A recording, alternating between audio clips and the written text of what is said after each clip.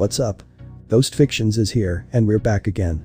This is the part 3 of a story where Issei was a user of Infinity Curse technique. But before we start, please consider subscribe to the channel and give this video a like. Don't forget to check the description for more informations. Now, let's get into part 3. Bakuo Academy, Underworld, 1 AM. Good evening everyone, my name is Grafia Lucifuge, and on behalf of my master Surzich's Lucifer, I will be the announcer for this rating game. The rules are simple, if the king of each peerage is eliminated then, the opposing king wins. Grafia announced quickly as the competitors knew that many will be watching them. Issei, Siegfried, Jean and the Gremory peerage were present for the rating game. Now you must be wondering on how Issei and his friends were allowed to join the match. It was because Riser wanted Issei to repay for the humiliation that he and his friends had performed upon him. So, I hope you are ready, Riaz. Your training is going to bear fruit. Issei spoke to Riaz as she nodded, remembering the work she had put through to train herself to reach a decent level. Flashback. Issei and Riaz were on opposite sides, they both were ready for their clash, as Issei asked, so you are telling me that you want me to use holy blades to train you? Yes Ice, I want you to face me with your holy blades. I want to not only increase my magical strength, but also my durability and pain tolerance. I know Riser intends to burn me out to make sure I lose my motivation to even fight, causing me to marry him.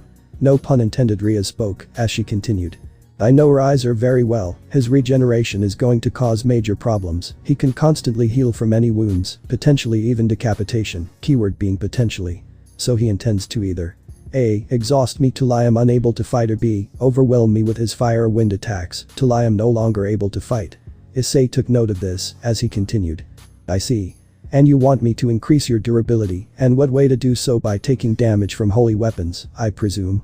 Riaz nodded as she spoke. Yes, Issei, holy weapons are the strongest things against my kind. I want you to create a holy blade to fight against me while I defend myself from the attacks. I see. I guess we can work on that. Issei spoke as he responded with a grin, never thought your big tits would be able to perform such tricks. Riaz grew a tick mark on her forehead, but took a deep breath to calm herself down. She then spoke, anyways, you ready for this? Issei brought out a broken sword handle in response, as Riaz asked, Ice, that is not a holy blade. I am not the type to use regular holy blades the church provides, so that is a thing. I prefer creating my own holy blades using sword handles. Not to mention, even during my exorcism days I never used holy weapons like swords to fight unless needed, like just recently I used Excalibur. Riaz nodded, remembering on how Issei either used limitless or hand-to-hand combat or both to fight against the supernatural.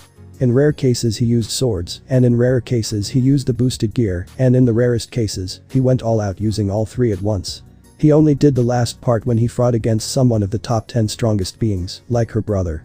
He gathered holy magic, surrounding himself with it, and it surrounded the blade.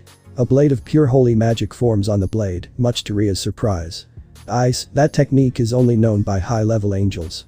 Issei nodded as he spoke, you are right on that one, it is rare technique, Gabriel taught me this in secret.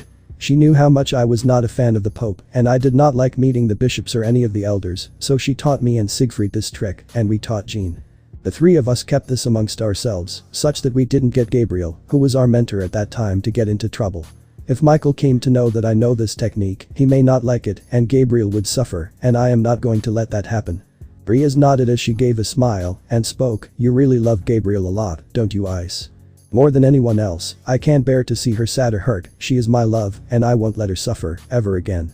Issei spoke seriously, as he looked towards Riaz and spoke, so shall we begin? Riaz nodded as she got into her stance, as Issei clashed against her, her goal was to increase her durability against him and her strength. She was honored to fight against Issei, who was more than happy to help her. Flashback ends. I do, Ice. I do. Issei nodded as he spoke, great, then let's begin the planning. Hyoudou, would you fetch me the map of the school? Kiba nodded with him speaking, as you wish. Kiba teleported and brought the map, as he showed it to Riaz, as they all looked at the map. The group discussed for a short while and made the strategy to the rest of the group. Riaz then spoke, Kaneko, you will head with Issei, eliminate all those in the gymnasium, and leave before Akeno destroys the building. Kaneko and Issei nodded, as Riaz spoke to Kiba and responded, Kiba, you and Siegfried work with creating traps, make sure that you create traps in paths leading to this building. Akeno assists them in doing so. Kaneko and Jean go along with them as well. The four nodded in agreement, as they all teleported to the locations, leaving Issei, Asia and Riaz alone. Issei then spoke, hey Riaz, mind if I speak something about Riser? Go ahead. Ria's asked, to which Issei spoke, he is immortal, meaning he can regenerate any part of the body, right? Yes. What are your thoughts? Issei thought for a moment as he spoke, since he can regenerate, we can defeat him in several ways. The first way is holy relics, but I don't think the devils are going to accept this, especially those elders, and I didn't want to risk it. Our second option is to overload Riser and defeat him that way, his regeneration is not absolute. But Ria's responded to Issei, that is not going to work. None of us have the demonic power in my peerage to overwhelm Riser. That means you have a different option, haven't you? Issei nodded as he spoke, yes, but this will almost kill Riser unless he surrenders. Or dies trying. Rias and Asia became worried by this, as Asia asks, what is this plan, Issei-san? Issei only looks at them and reveals the plan, as they had a look of shock and horror at what Issei was considering. Rias gulped, knowing how dangerous Issei once was, as he had slayed countless rogue devils and vampires, along with other rogue supernatural beings before. There was a reason why he was so feared. Scene change. Issei and Kaneko walked towards the gym room where they were greeted by Riser's two pawns, twins Ilanel, and one pawn named Mira. The three hated seeing Issei here, as they remembered Riser's humiliation as Kaneko spoke. So, which one do you want to take? Issei spoke with a shrug, I will go with the Chinese pawn over there, can you handle the twins? Piece of cake. The three pawns were glaring at Issei as Il spoke with an annoyed tone, how dare you humiliate Riser-sama in such a manner, you are going to regret it. Yeah, let's get this over with. Issei spoke with annoyance as he dashed towards the mirror with his Excalibur, who blocked it with her pole, only for it to be sliced in half, much to her shock and horror. He soon follows it up with a stab aimed at her stomach, as Issei spoke, your style is weak, try that again next time. You. Mira glowed in a green light, not even a few minutes in the match, and she was taken out. Even Kaneko, Nell and Il were stunned by what they were witnessing. In just a few seconds she was beaten. Graphius soon made the announcement. One pawn of Riser Phoenix has retired. Issei twirled his blade, dispelling the blood from it, as Kaneko used this opportunity to sucker punch Lee. She soon dodged a chainsaw attack from Il, as Kaneko revealed her cattails and ears, as she followed it up with Senjutsu flames. She flung two fireballs at them, as they struggled to dodge. Issei kept his hands on his jacket pockets, as he watched Kaneko fight and overwhelm them at each opportunity. Unlike Kanon KO and EKO Shirin, who was afraid of using her Senjutsu powers at this time, this one never had that fear due to knowing the truth of her older sister. She cannot meet her like she does commonly due to how much of hate Kuroka still had, and until her name is not cleared, she is still a target for being killed. If Rias was the sole owner of Kuo Town, this wouldn't be a problem, but Sona also is, and explaining to her may be risky, so for now, Kuroka will stay hidden in Issei's house. Kaneko soon punched Il in the gut, sending her flying. Nell shot seeing her twin like this, Il. Why don't you join her? Kaneko unleashed two flame balls upon her, sending Nell burning, with her also being burning. The two were then green light as an announcement soon happened. Two pawns of Riser Phoenix has been eliminated. Grafia announced, as Issei looked at Kaneko. Good job, Shirin. Kaneko nodded in understanding as Issei spoke, so boss, what now? I believe the two of you should leave, Akeno is in position to unleash her bombardment. Issei looked towards Kaneko as the two headed out of the building. Soon enough the whole building was destroyed in an instant. They looked to see Akeno flying in the air, licking her lips. She had a blush on her face. Issei felt nervous looking at her as she spoke, that woman always gets me on the edge. I am glad Gabriel is not like that. Don't tempt fate, Issei. Kaneko spoke with a drop of sweat, however Issei sensed something approaching her. He acted quickly, getting Kaneko out of there, carrying her in a bridal manner, much to her surprise. You okay? Kaneko looked at her position and nodded with a red tint on her face, as Issei looked at the attacker, who was Yubaluna. He put Kaneko down, while glancing towards the bomb queen, who had a scowl on her face. Seems like you failed to ambush, Yubaluna, right? Issei spoke with a mocking tone, as she gritted her teeth in anger. Issei looked at Akeno floating above him, and spoke, Ice, reunite with the others, I believe they have been successful in clearing out the pawns. Issei and Kaneko were surprised at first, only to smirk. He knew Kiba was strong enough to handle them, but with Siegfried and Jean, this would have been a cakewalk. Yubaluna was stunned before angrily glaring at the three. As fun as this plan, you don't mind me joining this fight, don't you? Issei spoke while walking forward as he glared at Yubaluna and spoke, this woman tried to harm someone I cared for, like a little sister, and I want to deal with her personally. Akeno looked for a moment as Issei leaped in the air using infinity, which was a technique he developed. Unlike angels or other supernatural beings, humans cannot normally fly, but with Issei's infinity and 6 eyes, it was a piece of cake. Kaneko, go and catch up with the others, leave the bomb queen to us. Yubaluna glared at the two, as Kaneko nodded in response, and left. Eubeluna took a deep breath and spoke with a calm tone. It is an honor to fight against the Thunder Priestess, and… Eubeluna scowled looking at Issei, and you will regret ever humiliating Rise or Sama like you did days ago. Hey, you would have better luck trying to catch a fly than deal with me, Bomb Queen. Issei spoke with a mocking tone which annoyed her, as Akeno spoke, Ice, let's handle her once and for all. Spoke the words, right out of my mouth. Akeno and Issei engaged the Bomb Queen, much to her anger and annoyance. Scene change. Haneko had reunited with the others, as she spoke, you guys okay? It was 4 against 3, those 3 pawns were overconfident, thinking they could jump us, but they fell straight for a trap. Jean spoke, as Siegfried added, one thought she could charm me and Hyoudou, it didn't end well.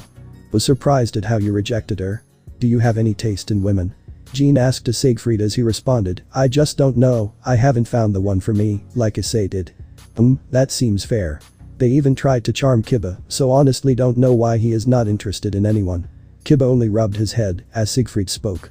We should probably head out. And deal with the rest. Kiba added as they all headed out to the location. They had to deal with the rest of the Phoenix Peerage. Scene change. Akeno and Issei were overpowering Eubeluna as Issei spoke, so what are you going to turn tail and head out? Not yet. Eubeluna spoke while standing up weakly and bringing out a small vial. This was a vial of Phoenix Tears that would restore her wounds. Since you have a healer in your team, we have 2 Phoenix Tears each, we will win for our Lord Riser, no matter what happens. Eubeluna tried to apply the tears only to see that it did not reach her skin. She looked at the person doing this, and this was Issei, who had his 2 fingers out. He then motioned the vial to the other side, causing it to fall to the ground, much to her shock and horror. No, Eubeluna shouted in anger, as Issei spoke, did you really think we will let you do that? Issei disappeared from his location, and generated a red energy magic orb as he spoke, goodbye red repulsion. Issei unleashed a red blast that disintegrated Eubeluna, or what it seemed to be like, she screamed in pain which forced her to retire, the surrounding glass behind Eubeluna, and even the debris was destroyed, with the glass shattering with the glass shards falling on the ground. Issei spoke with a sigh, that is it seems like. Queen of Riser Phoenix has been retired. Grafia announced as Akeno remained stunned by what Issei had done, as she asked. What even was that? Issei looked at her and spoke, that was when I bring infinity to the real world, causing a repulsive force that would send anything in flying, or as you saw Eubeluna's fate, it seemed like she was disintegrated. Akeno nodded in understanding, he really was the once the strongest exorcist of all time. The magic communication circle appeared on Issei and Akeno's ear, as Ria spoke. It seems like it is time we initiate our plan. Issei nodded as Akeno asked, what plan? Simple. Issei grabbed his hand and spoke, I am going to make Riser regret even think of going after Rias. Akeno gulped as she kept her hand on Issei, as he nodded, I will take the skies and assist the others. Help Rias, okay? I will. Count on it. Issei spoke seriously as they headed out to perform their actions. Meanwhile, Kiba and the others headed towards the principal's building, as he was surrounded by the rest of the Phoenix Peerage, which comprised of Lee, Nai, Ravel, Shulin, Isabella, Carlamarine and Mehi. Surrender while you still can, all of you. Ravel spoke with an arrogant tone, as they all got their weapons ready for their fight. Jean and Siegfried smirked seeing the situation, they were not going to hold back. Seems like we have been surrounded. Kiba spoke, as Siegfried spoke, seems like we don't have to hold back. You got that one right, Sieg-kun. Jean and Siegfried looked at each other and shouted, balance breaker. Siegfried removed all of his swords at once, as he created 4 additional hands. He brought all of his swords including Gram, which was a demonic sword and a light sword, which made him wield all 6 swords at once. This was Chaos Edge Asura, twice Critical's balance breaker. All the swords glowed in power. Several swords were formed behind Jean, as she held her sword in a defensive motion. Soon enough those swords compassed to form a dragon that roared into the battlefield. This was Stake Victim Dragon, Blade Blacksmith's balance breaker. The peerage was terrified as Jean commanded the dragon to go after Mehi and Ravel, who tried to retreat, but the dragon gnawed the 2 and bit Ravel and Mehi, forcing her to retreat. As they screamed in pain, they had a look of fear on their faces. 2 bishops of Riser Phoenix has been beaten. Grafia announced with total seriousness, as Jean turned her attention to the rest who all charged at the 4, as Kiba and Siegfried clashed blades against Isabella and Carlamarine, with the latter 2 being overpowered with relative ease. Although Siegfried could be strong in this form, he does not use it quite often because of Gram's ability to drain life if the wielder is not careful. However, its destructive power compensated for what it is capable of. That sword. How did you get that sword? Siegfried did not respond to Isabella's question, as he followed it up with a swift strike from Balming, creating a whirlwind which sent her flying. He soon followed it up with a strike aimed using Dainself and froze the whirlwind, freezing Isabella in place as he used destructive attacks from both Graham and Turfing to destroy the pillar of ice which eliminated her from the match. One Knight of Riser Phoenix has been eliminated, Grafia announced as Carlamarine angrily attacked Kiba, who clashed against her. She used fire to dodge it, only for Kiba to create an ice sword to freeze her flames. She gritted her teeth in frustration. However, unbeknownst to her, Akeno unleashed a volley of storms onto all of her enemies. As they all narrowly avoid them, Kiba sees an opportunity and stabs Carlamarine in her stomach. "You damn chi!" Kiba plunged a sword deeper, making her cough up as she soon glows with a green light. Kiba soon settles down as Siegfried speaks, keeping all of the swords back. "That sword which you used? The long one, I have never seen you use it before." Siegfried spoke. "You mean Graham? That one is a pain in the ass. The more I use it, the more it drains my life energy. That is the reason on why I cannot use it permanently. Trust me, Hyoudou, as powerful as Graham is, it is one of my most taxing and dangerous blades." Kiba nodded as he spoke. "I see." Hanako was fighting against the last 2 pawns and 2 rooks at once, along with Akeno who was supporting her with lightning and fire magic attacks. "Hanako, take the pawns out." Kaneko nodded as she fired 2 Senjutsu flames at Nai and Lee as they shouted in pain. Soon enough, a green glow emitted surrounding them. The last 2 pawns of Riser Phoenix have been eliminated. The 2 rooks watched in horror as Kaneko exclaimed. "Akeno-senpai. Now." Akeno nodded as she unleashed several magic circles of lightning as they all screamed in pain. Soon enough, they were all eliminated as Grafia announced. "The 2 rooks of Riser Phoenix have been eliminated." The group looked towards each other and sighed in relief. Only one member was left, and that was the King Riser Phoenix himself. Scene change. Issei and Riaz were fighting off against Riser, who had earlier survived Riser's hellfire, with Riaz even being only burned for a short while. This was all because of the training that Issei had given her with holy swords, increasing her durability, pain tolerance and tenacity. Not to mention, Riser's main focus was Issei, but he was unable to land even a single hit upon him. "What's the matter, grilled chicken? Can't do much," Riser angrily responded by shouting and throwing a fireball. "Why, you lowly human." Issei soon dashed towards him and gave a kick to his chin, however it soon regenerated as Riser spoke arrogantly. "No matter what you do, you won't be able to hurt me." Riser followed it up with a fireball, which allowed Issei to dodge. He had faced more stronger Stray-class devils, and was even able to handle Kuroka and subdue her. He almost died in a clash against Surziches, and that was 2 years ago. He is the only known human who could fight against a super devil and almost win. In his eyes, Riser was nothing but cannon fodder to him. "Is that all?" Issei spoke with an annoyed tone as he continued. "Are you all talk and no bite?" Riser was seething. Issei had the audacity to insult him even now. He hated what Issei was trying to do. He looked at Riaz as the duo had smirks. They decided to execute their plan now, gathering a strong amount of destructive energy. Riser smirked, deciding to take the attack head-on, as Riaz did not falter. This was exactly what they had wanted. She knew Riser was overconfident, arrogant and smug. This was something they had planned for, as she remembered what she and Issei along with Asia had planned. Flashback. "Ice. Are you sure of going through with this?" Issei nodded as he spoke. "Yep, that is what I plan on doing. But this will potentially kill Riser and give the elders an excuse to kill you." Issei nodded as he spoke. "I am aware of that, but I know for a fact that they would have wanted me dead regardless, cause in their eyes, I humiliated a superior being, and I shouldn't have done that. Even Riser shares some traits with those arrogant beings, Riaz. That is something I know, and he will want to come after me, same goes for his peerage as well." Riaz nodded as Asia asked, "But will you be alright? I mean, you are going to kill someone." "I will be fine, Asia. This is not the first time I had to kill people. As an exorcist I had slayed countless rogue supernatural beings. Slaying another is not a big deal for me. I was trained to kill at such a young age." Asia looked horrified as Issei rubbed her head and spoke. "It doesn't matter anyway, you needn't worry about my mental state." Asia could only nod as Riaz speaks. "Fine, we will go with your plan. I will create an attack diversion, and then we can go with your plan. Riser will have to choose, his pride or his life." "Yep, that is the right call." Riaz nodded as Issei looked towards Asia, who also nodded as she spoke. "I will support in any way I can." "That should be enough for now." The two nodded as Issei reunited with Kaneko and headed to the gym. Flashback ends. Riaz unleashed her attack upon Riser, who boldly took the hit despite the pain he felt. Riser had a smug look. He had almost lost half of his body, yet he was not going to falter. He soon regenerated himself while mocking Riaz. "Was this your plan, my dear Riaz?" Riaz internally fumed at this. She did not like the man at all. But she stayed composed as she spoke. "Look around, Riser." Riser was surprised as Issei ambushed him. Using holy claws, he attacked Riser in the head and heart and held it in a perfect manner. Despite the pain he felt, Riser was still smirking. He tried to burn Issei, but Issei used infinity, making him powerless. You fool. Even if you destroy my head and heart, Riser will still come back. Issei only grinned and spoke, I don't intend to. Look at my arm positions, do you see me crushing your organs, Phoenix? Riser looked at him for a moment as he spoke, what are you talking about? I am simply holding the important arteries that supply blood to the organs, I believe you know what this means, right? Riser soon realized this and became horrified, even if he regenerates, he could die if he does not gain blood soon enough.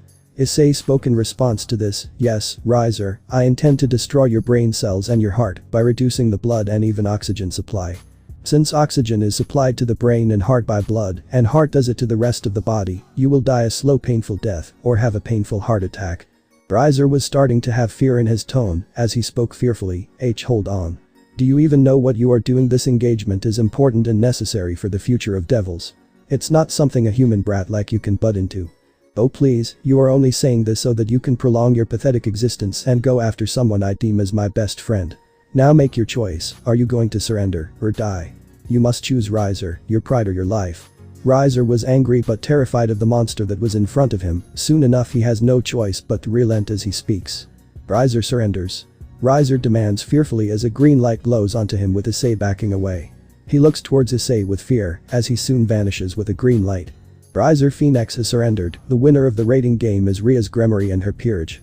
Grafia announces, as Riaz immediately hugs him as she exclaims, we did it Ice, thank you so much. Issei rubs her head and speaks, yeah, we did do it. They were all soon teleported out of there, as they were greeted by Surzich's Lucifer. Good job, all of you, and thank you Issei, Siegfried and Jean for helping us. Issei shrugged in response as he spoke, it is no worries. And Riaz.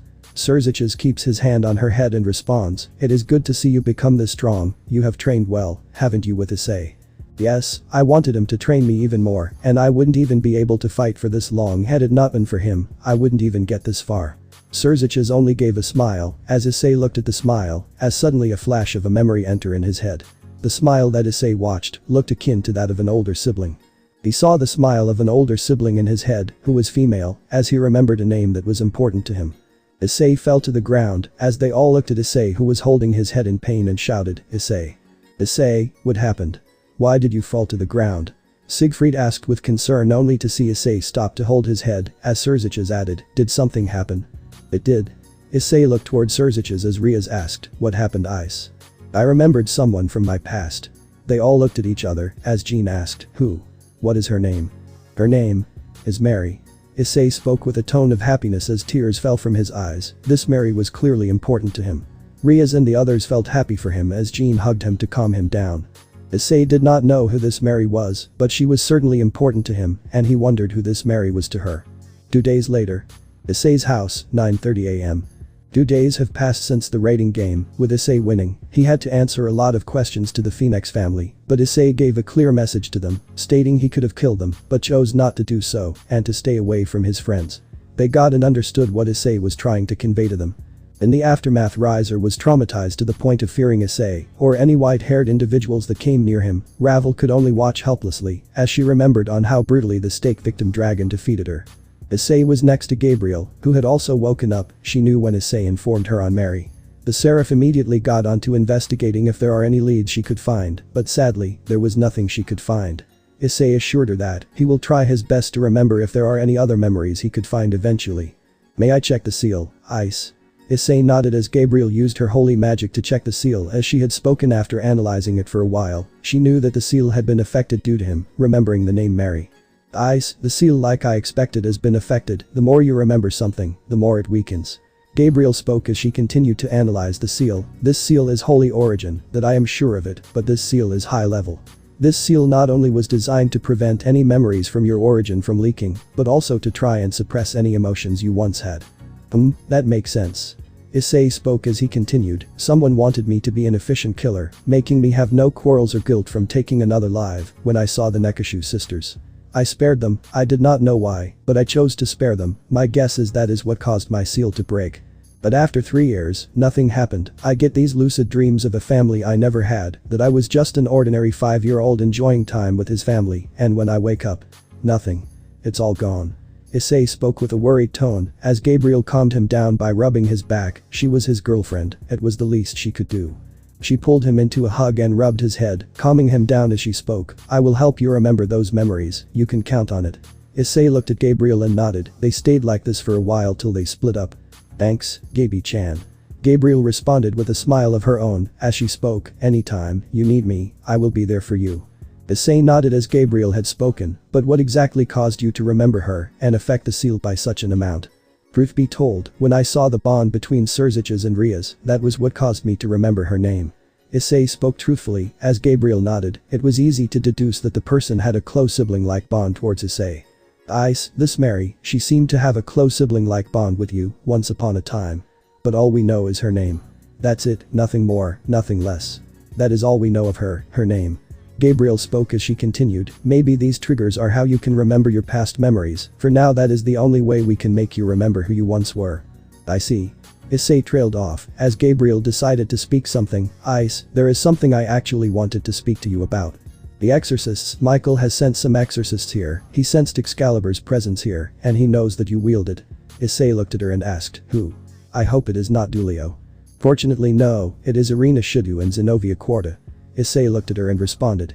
Could have been worse, it's been 4 years since I have seen any of them. Like at least Griselda or Tauji would have made things worse, but why even send those two here?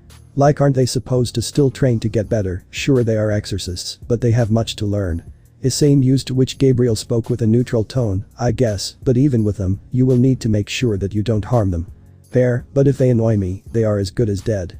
Issei responded seriously, as Gabriel nodded. She internally sighed at Michael's paranoia for the boy. Sure he is powerful, but he is anything but evil.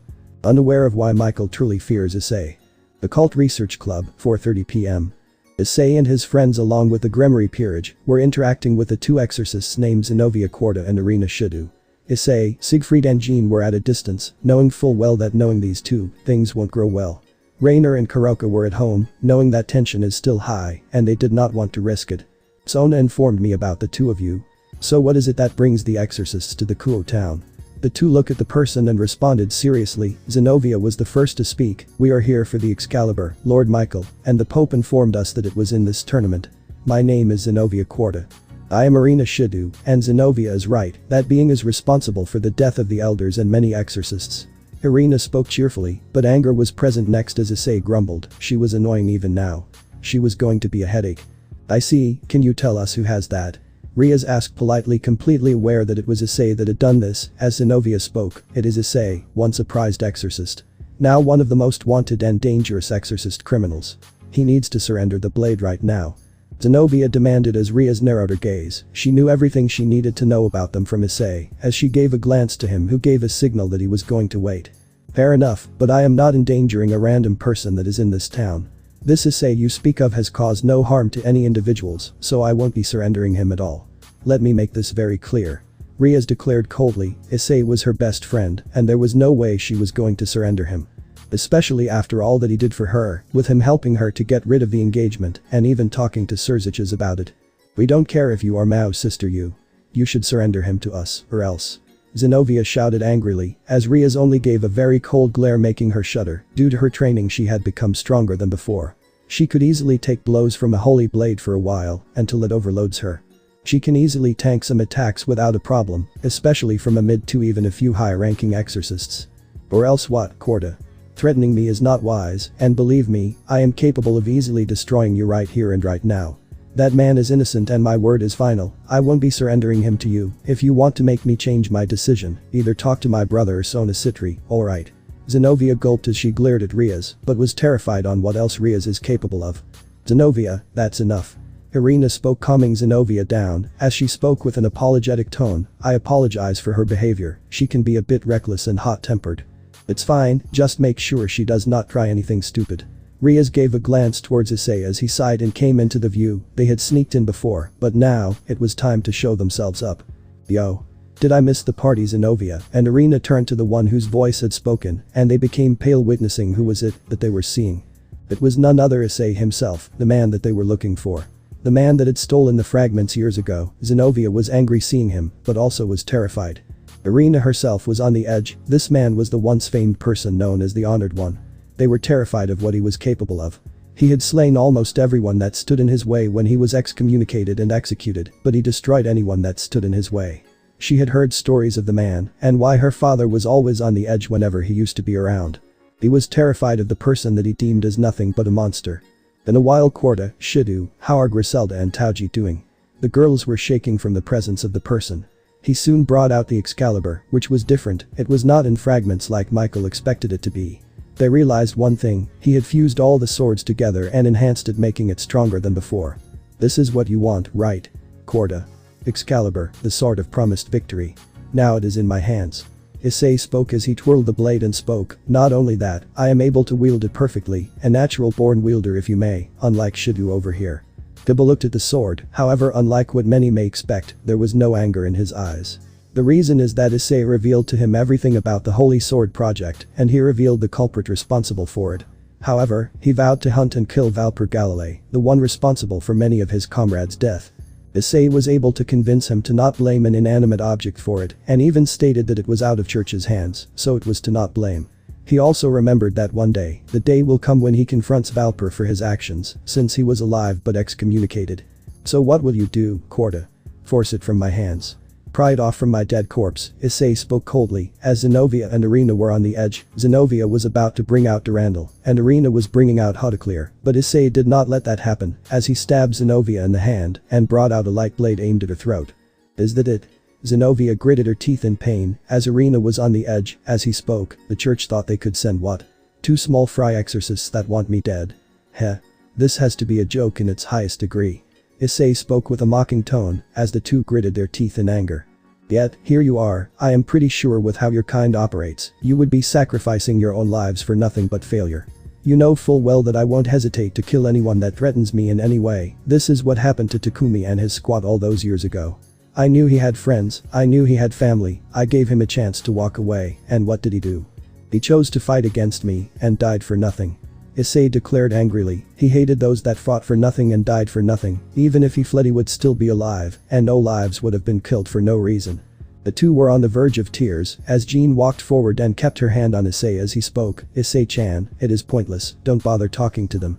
They are blind to the dark side of the church that we have witnessed, let them be, it is pointless to kill them. You will only drag in more trouble. Issei looked at Jean who nodded, as he sighed and spoke, Jean is right, they are blind loyalists who think the church is in the right. Issei pulled back the blades and spoke, but harm me or my friends, and I will destroy you. The two nodded as they took a glance towards Asia, but before they could speak, Issei spoke with total coldness.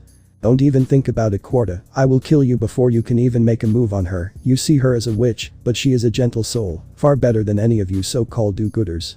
Issei's words made Zenobia angry, as she glared at Issei, but before she could do anything, Irina spoke. Forget it, let's get out of here. Irina gave a glare towards Issei as she spoke, and Issei, let me tell you one thing. God will punish you for your crimes. The mere mention of God made the devils cringe and hold their heads in pain. Issei then spoke, I would advise you two do-gooders to leave before I end up killing the two of you. Issei's words made the two leave immediately, as he rushed to Riaz and the others, are you all okay? Why yeah, we are fine, just a little headache. Riaz spoke with a worried smile, he was really losing his patience with the church and some of the angels. He needed to talk to Gabriel about what comes next. However, he gets a call from an unknown number, as he speaks, I will be accepting the call. Take care Riaz. Riaz and her peerage nodded, as he helped her up and left to accept the call. He soon picked up the phone, as someone spoke, oh I am glad you could pick up the call. What do you want? The speaker on the other side, as he spoke, I just want a small favor, in return I can pay you some things in return for you and your friends, I want you to deal with Kakabiel. That voice gave it away, so you want me to eliminate Kakabiel, right Azazel? The now identified Azazel laughed in response as he spoke, seems like I am quite familiar to you, honored one. That was a lifetime ago, just call me Issei. Azazel agreed in response, very well Issei, that is good enough for me. But in return, I want you to help me with a small work. Azazel nodded as he spoke, what is it that you want? I want your help in seals, like holy seals, I want you to find a way to remove it. Will you be able to do it? Azazel thought for a moment as he responded, come and meet me in the evening, and I will see what I can do along with the negotiations, okay? Right. Issei cuts the call off as he cuts the call, he decided to speak to Gabriel before that, since she knew Azazel a lot before that. Scene change. Issei's house, 4:30 p.m. First and foremost, I apologize on their behalf, Issei. I never thought they would attack you too for this. Gabriel spoke with an apologetic tone towards Issei. As he spoke, it's not your fault. Michael must not have sent stronger reinforcements, but knowing him, he will soon send. Honestly, it was taking me everything to not send their heads to Michael himself. Gabriel wrapped her arms him as she spoke to him. I am just glad you did not. I fear losing you again. Baby-chan. Issei keeps his hand on her as he speaks. I am not going anywhere, that is a promise. Issei soon pushes her to the bed and brings her close to him. You can count on it. I train every day to make sure that I can protect myself and you. Gabriel melts into his hug and she rubs her head onto him. He pulls her closer to him and touches somewhere when she flinches and has a red tint. She looked towards down wondering why Issei touched that location of hers. Unbeknownst to Issei, he had touched the location where her wings were connected, which was her weak spot or erogenous zone. Ice. Gabriel spoke with a weak tone as she looked at Issei, which made him concerned as he asked, what did I do? Why you were touching my well? Gabriel spoke with a weak tone making Issei pale as he immediately removed his hand and spoke, sorry. I didn't know about your weak spot being there. Gabriel took a moment to fix herself as she spoke, and no. It's alright, I know you are not the type to do this, Ice. You never actually tried to do anything with me, and I am pretty sure that you wouldn't do that. Gabriel spoke while bringing Issei close to her chest as she added, truth be told, I do not mind you touching there, the location where my wings are connected, that is my weak spot. But just, let me know if you want to touch there, my eyes. But, I don't feel so right doing so, Gaby-chan. I could see that you are clearly uncomfortable with it. So I did not want to harm or hurt you in any manner. Gabriel was touched by this, as she soon gave a smile and kissed Issei on the forehead as she had spoken. Ice, it's fine, you don't mind staying close to my breasts, so this is fine. I am pretty sure that as time passes, we will be more than just boyfriend and girlfriend. Gabriel spoke with a smile, as Issei remained like that for a while. Gabriel held his head for a while, until they rested like this for a few hours. Few hours later. Issei and Gabriel soon wake up, as Gabriel speaks, speaking of which, you told me about Azazel, right? Yeah, how much you know about him? Gabriel had a frown on her face, she then spoke with a sigh, a lot, Ice. He often is interested in my breasts than my own self. I still remember that once he had wished for some of my angel brothers and sisters, including myself to fall. He wished to office for that. Gabriel spoke with annoyance as Drake spoke. Gabriel is right, Azazel may be the governor general of the fallen angels, but he is also a massive pervert. So is that why Rainer was dressed like that? Before we got her a massive outfit change. Drake added, yep, you got that one right. After that what happened, Gabriel? Gabriel spoke with a sigh. Father, or biblical God, didn't like that one at all. In response, he gave him a lightning strike he would never forget. Gabriel spoke with a smile, as Issei nodded, internally gulping at what happened to Azazel. He couldn't help but pity the fallen angel, as Gabriel spoke with a sigh, well it matters not, but aside from that Azazel is one of the smartest fallen angels there is, so if he can help you with seal present in your memories. That means, you will remember your past much faster than before. Issei nodded as he spoke, I see. But Ice, just make sure he doesn't know of our relationship yet. I plan to make it official when we find a way to circumvent and prevent my fall, okay? Issei nodded as he soon decided to get dressed and head out to Azazel's location. Scene change. Building complex, Kuo Town, 8:30 p.m. Issei looked around as he looked at his mobile to check the address that Azazel had sent him. He soon walked inside and rang the doorbell. As soon as he did, a tall man appearing to be in his 20s with an average build, black hair, golden bangs and black goatee. He had worn a dark gray yukata and wooden slippers. This was Azazel, the leader of the fallen angels. Yo. So you finally made it, Issei. Issei rubbed his head and spoke, yeah. So shall we discuss? I'm inside, then. Issei. Issei nodded as he headed inside. Once he did, he decided to bring him some beer, as he had taken whiskey for himself. As he spoke, do you wish for a stronger drink? Nope, I don't often drink, but for now beer will do. Azazel nodded as Issei opened his can of beer and took a sip from it. He then spoke, so what is it? Are you going to accept? I was never against dealing with Kakabiel. He is a potential problem to not only me, but to my friends as well, but in return I want you to give me 10 million United States dollars. Sounds good. Azazel looked up while taking a sip of whiskey as he spoke. I am alright with giving you the money. It was the other thing we wanted to discuss, from what I presume. Yeah, the seal, would you take a look at it? Azazel nodded as he spoke. How about you follow me, Issei? Sure. Issei saw not much in this. If Azazel is offering to help with the seals, that would be the best option to take his word and look after the seals. Gabriel was helping him in any way she can, but the best person who can help him for the time being is Azazel himself. He did not know Ijuka all that well, so Azazel was the best option. He took him to a device that had many scanners and other magical detectors. As he had spoken, Issei, lie on the bed, it will take me a few minutes for me to analyze it. Alright. Issei did so. As he rested on the bed, Azazel began analyzing his body for the magic. He looked at the seal that was on his head as he looked towards Issei, well, seeing his vitals, checking whether everything is fine or not. He looked at Issei and spoke after some minutes. You're done, Issei. You can get down now. Issei nodded as Azazel looked at the monitor witnessing his vitals. He then spoke. Now then, for your analysis, it is a high-level memory sealing magic spell. No, I would say it is higher with several reinforcements that would protect it from removing it from his body. DHS seal also has a failsafe. If it is removed completely, it will trigger a memory spell that would instantly trigger a sleeping comatose state. In other words, if the seal does get removed or destroyed, as a last-ditch effort, it will put you in almost near-death state. It won't be easy to remove the seal that is in your head, Issei. Azazel spoke as he continued. Not to mention, the seal is done by a seraph. No, this is archangel level. My best guess is Michael. He must have been the one to put that seal upon you. Someone must have told you about the seal being from angelic origins, right? Issei nodded as he remembered Gabriel telling him this, wondering why would someone seal his memories. Now with what Azazel saying, Michael was the one responsible. He knew that Michael not only was the one that created and installed the seal on his memories, but also was the one that had done something in his childhood, which was why he had lost his memories. He needed answers from that bastard, but he wanted to wait for the right opportunity. He needed to talk about Gabriel considering what had happened. So what do you plan on doing? Hope you don't plan on attacking Michael to get your memories or remove his seal. Azazel spoke with concern and seriousness. As Issei spoke, I will think about it. Now it makes a bit sense why Michael always hated me. I had this seal since a long time, only remembering a portion of my memories quite recently. The name Mary is all I remembered. Michael must have done something in my childhood and sealed my memories. I only remember my memories when I was just 6 years old. Before that, I remember nothing. Mary was the first memory I remember. Azazel was surprised. This meant he does not remember any memory from below 6 years old.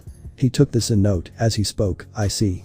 Issei, I would advise you to go home. I will see on how I can remove the seal without triggering a comatose state inside of you. Issei nodded as he asked, how long will it take? It will take 3 days at most, so need not worry. I have research based on this, so you are covered there. Issei nodded in response, as he could only hope that they find a way to remove the seal in his memories. Scene change. Alleyway, Kuo Town, 10:30 p.m. Issei was walking home as he spoke to Drake. So Drake, what do you think? How would my memories be like? From that last flash, you seem very close with this Mary person of yours. I can only tell that you must have had a great childhood.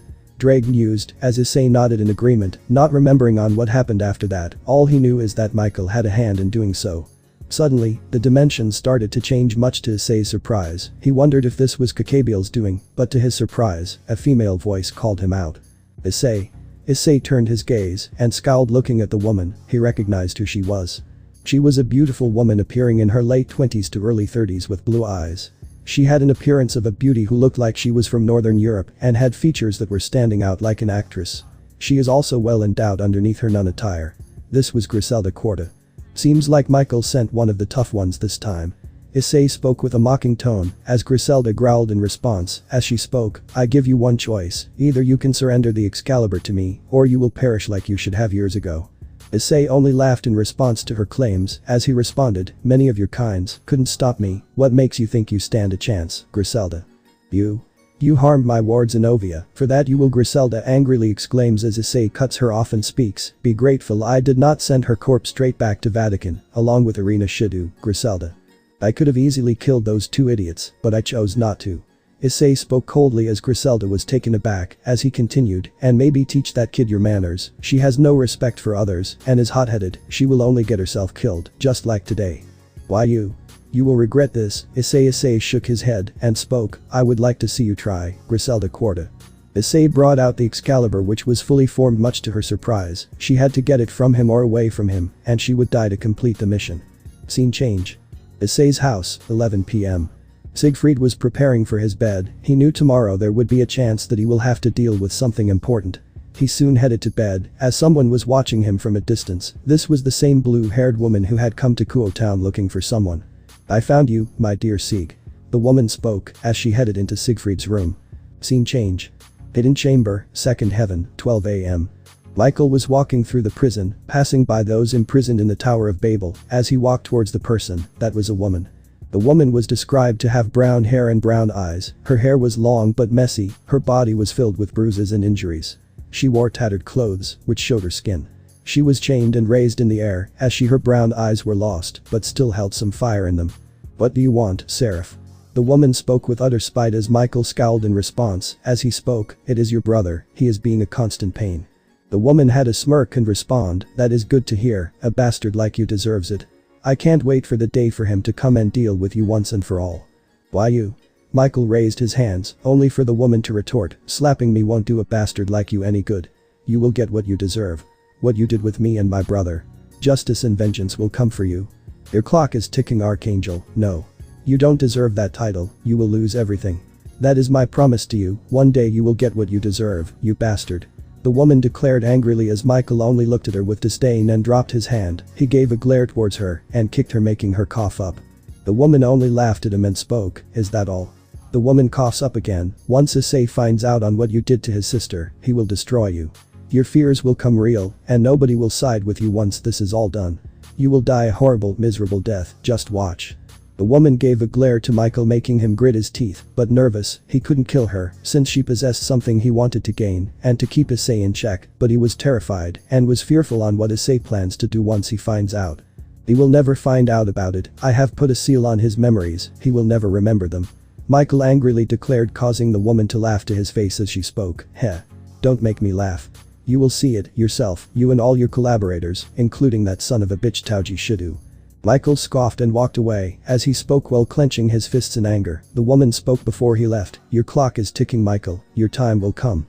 Michael gritted his teeth and punched the wall, causing a dent in it as he spoke with anger. "You will never be free, and I will never die, no matter what happens." "Marry Hyoudou," Michael angrily declared. He will never let the woman see the light of the day. No matter what happens.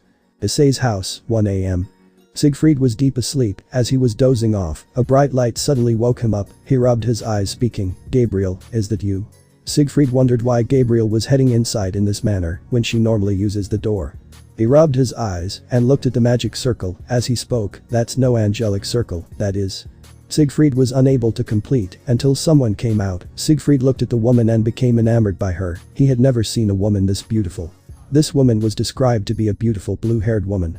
She had long flowing hair, she wore a black blazer, a white shirt, a black pants, and heels.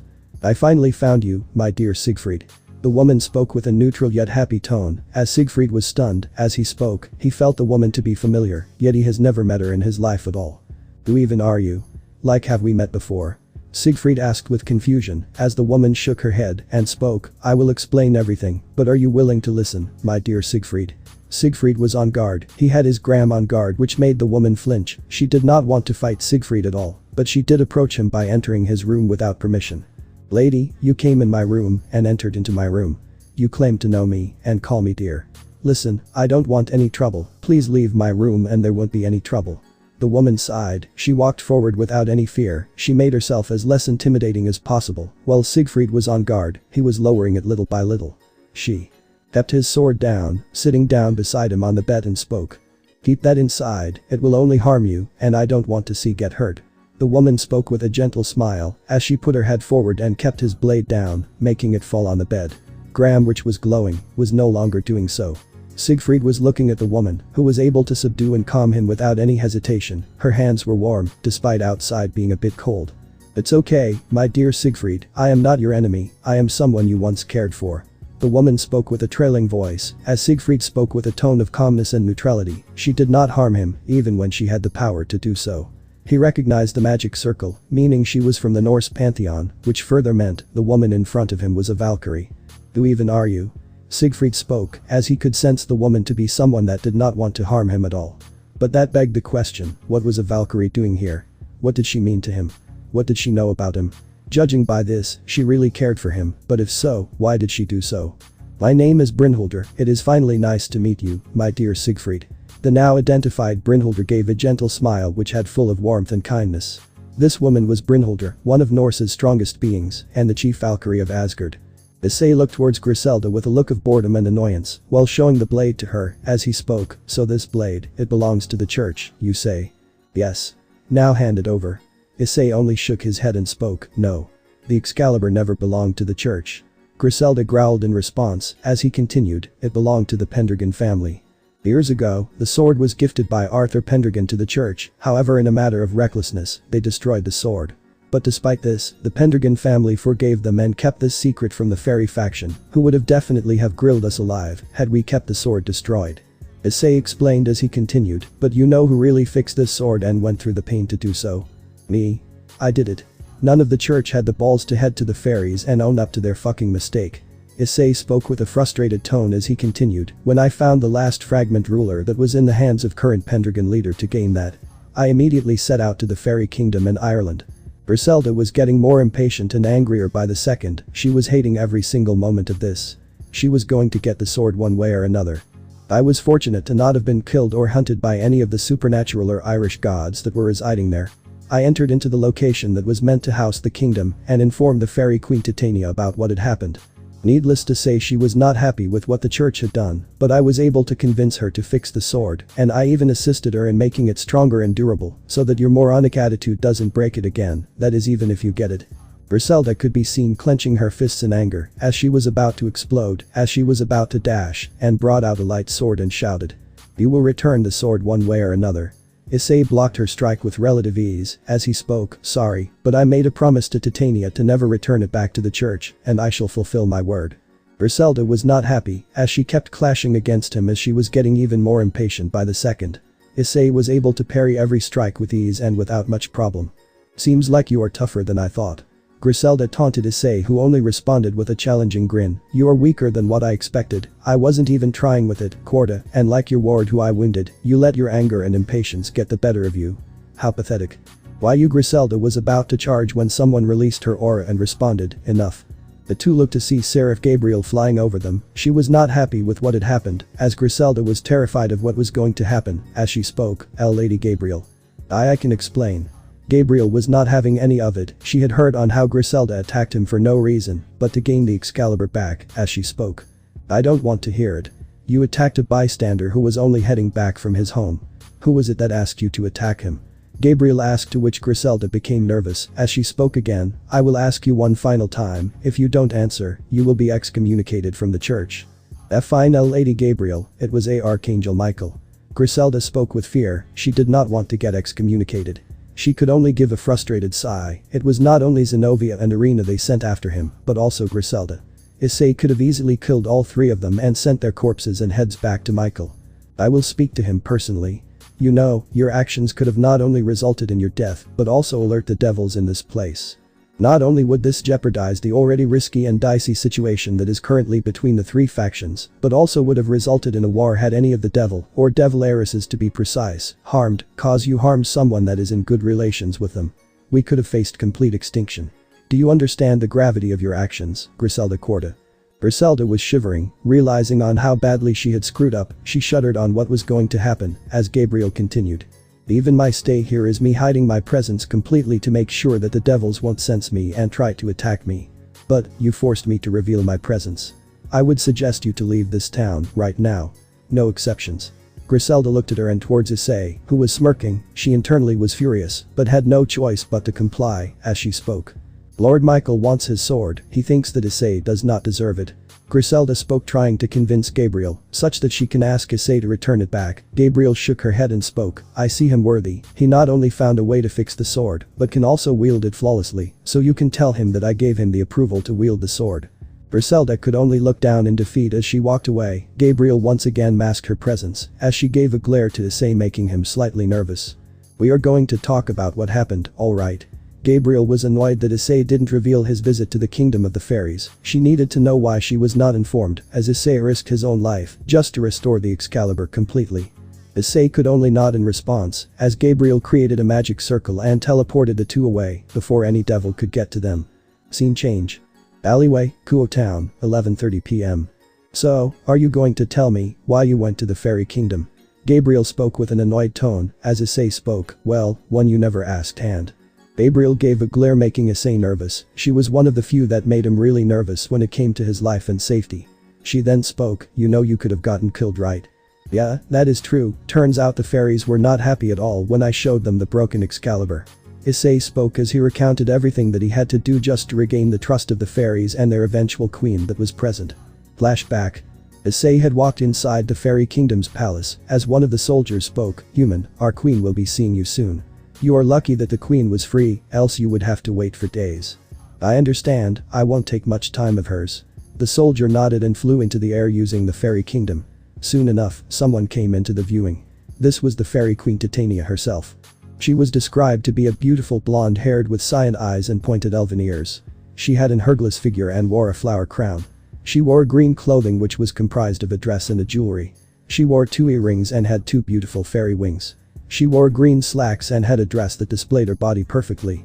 She radiated a graceful aura which was present. Issei sensed that she was completely pure in nature. "So you must be the human that I was informed." Titania spoke with a melody that could easily calm even the most angriest of people as she continued, "My name is Titania. I am the descendant of the original fairy queen Titania and fairy king Oberon. It is good to meet you. What is your name, young man?" "My name is Issei." "Just Issei, Titania, may I call you that?" Titania spoke gracefully and with a gentle smile, "You can Issei." "Now then, I have a feeling that you will not like this at all." Issei revealed the broken shards of Excalibur. It didn't take Titania to sense this was the same sword as Excalibur as she lost her smile and became annoyed. She then spoke. "Issei, what is the meaning of this? I gave the Pendragon family the sword for their safekeeping and to uphold the bond between our and their kingdom. To maintain the bond between fairies and humans, so how did this sword break? I am going to need a proper explanation for this." Titania demanded as Issei spoke with a sigh, "I will explain everything. It has been years since the sword has been broken, centuries even. However, the church hid this fact from the rest of the fairies while using their fragments to create copy blades. I brought this here in the hopes that you can fix it." "Issei, I must say, you had the courage to show up here and bring the broken sword back to me. Normally, we would have gone to war had we found out without someone telling me this personally. It took a lot of work by my people to actually build the sword and gave it to the Pendragon family. But why did they not show up? And why did someone with no last name give the sword? And I don't mean to insult you by calling you without your last name." Titania spoke while having a low anger in her tone. She was still polite despite her internal anger. She did not hate Issei for bringing the sword, but the church for hiding this, as she asked, "So are you part of the church?" "Not anymore, I took the fragments from them. Well, they wanted me dead for my power and defeated the last fragment from Arthur Pendragon, and now I have all 7 of the fragments." Titania looked at him confused, losing even the amount of anger she had as she asked, "What power?" Issei revealed the boosted gear and spoke, "I am the Red Dragon Emperor and the one known as the Honored One, Titania." Titania became surprised by this revelation. She knew the person in front of her was really strong, and she heard stories of the Honored One, who was even invulnerable to magic to some extent. The boy seemed trustworthy enough and not evil. She could sense from her intuition that this Red Dragon Emperor was not like many others. Not only that, he came to the fairies to help with the situation, knowing that he might get killed. Even telling everything about the situation, Titania couldn't help but respect him. She soon composed herself as she spoke. "I see. So what are you going to do with the sword fragments?" Titania asked, to which Issei responded, "That is why I came here, so that you can help me fix this sword. So will you help me?" Titania looked at Issei for a moment and gave a nod. She soon smiled and spoke, "I will, but only on 2 conditions." Titania seemed to be serious as she continued, "First condition is that you must not give the sword to anyone, especially to the church, no matter what happens. And 2, you will stay in my palace as a guest so that I will train you in the blade and assist you in reforging it. You will be reforging it with my fairies. Do you accept these conditions?" "I am alright with it." Titania soon gave a gentle smile as she spoke. "Well then, shall we begin?" Issei nodded as Titania assisted him in training and kept a watch over him. They both also fixed and reforged the sword, and Titania taught him in using the sword. She smiled upon how Issei was learning, and she learned even more about him, although there was not much. She frowned upon why Issei was exiled and lost even more respect for the church. Several weeks had passed and it was time to leave. Titania soon said her goodbyes, along with the fairies who he had befriended. Issei also left her as well, but not before embracing his friend, much to her surprise, as she returned the embrace as he left and headed back home. Unknown to him, that Titania was starting to admire him. Flashback ends. So that is what happened. Issei explained as Gabriel nodded. She took a report of everything that had happened, so when Michael does ask or demand for the swords, she and Issei will have something to speak. I see.